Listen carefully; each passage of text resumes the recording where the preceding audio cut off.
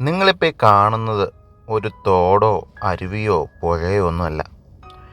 ഇത് കോട്ടയം ജില്ലയിലെ വെളിയന്നൂർ പഞ്ചായത്തിലെ പൂവക്കുളം എന്ന ഗ്രാമത്തിലെ റോഡാണ്. പക്ഷേ ഫലത്തിൽ തോട് തന്നെയാണ്. പണ്ട് ഈ നാട് ഇങ്ങനെയൊന്നും ആയിരുന്നില്ല. എത്ര കുത്തി ഒലിക്കുന്ന മഴ പെയ്താലും ആ മലയിലൂടെ വെള്ളം ഒലിച്ചിറങ്ങി ആ കാനയിലൂടെ കൃത്യമായിട്ട് ഒഴുകുമായിരുന്നു. എന്നാൽ ഇപ്പോൾ എന്താണ് ഇങ്ങനെയെന്ന് ചോദിച്ചു കഴിഞ്ഞാൽ പൂവക്കുളംകാർക്ക് അധികം ആലോചിക്കേണ്ട കാര്യമൊന്നുമില്ല. ഇതിൻ്റെ കാരണം പറഞ്ഞു തരാൻ. അതവർ പറഞ്ഞതാണ്, വേണ്ടപ്പെട്ടവരോട് പല തവണ പറഞ്ഞതാണ്. എന്നിട്ടും ഇങ്ങനെയൊക്കെ നടക്കുന്നതിന് കാരണം പാറമടകളാണ്.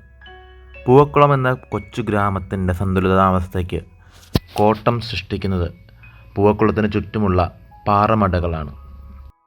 ഈ ചെറു റോഡിലൂടെ ടിപ്പറും ടോറസും ഒക്കെ ചീറിപ്പാഞ്ഞ് പോകുമ്പോൾ ഇവിടുത്തെ ചെറുവഴികളെല്ലാം നാശമായിക്കൊണ്ടിരിക്കുന്നു. കൂടാതെ പാറകൾ പൊട്ടിച്ച് മലകളെല്ലാം നാശമായി മലയിൽ നിന്ന് വെള്ളം കുത്തി ഒലിച്ച് പൂവക്കുളം എന്ന ഗ്രാമത്തിലേക്ക് എത്തിച്ചേർന്നു.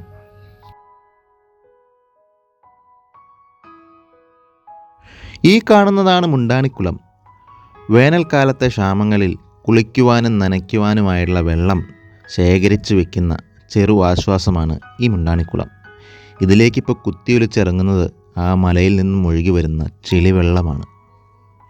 പണ്ട് ഒരു കാലത്ത് നികന്നു കിടന്ന ഈ കുളം പഞ്ചായത്ത് പുനരുദ്ധരിച്ചതാണ്.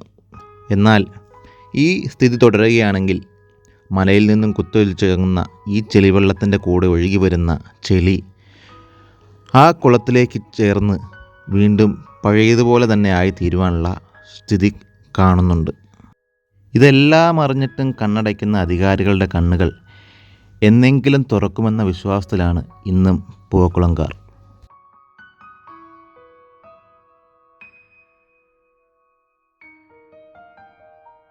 സമ്പത്തില്ലാതിരുന്ന കാലത്തും സമാധാനമുണ്ടായിരുന്ന ആ പഴയ പൂവക്കുളത്തെ കാണുവാൻ പൂവക്കുളംകാരനായ എന്നെപ്പോലെ എല്ലാ പൂവക്കുളംകാരും ഒരുപാട് ആഗ്രഹിക്കുന്നു.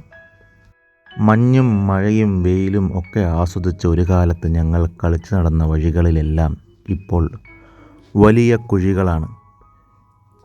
ഇനി അതുപോലെ ഒരു കാലം ഉണ്ടാകുമോ എന്നറിയില്ല.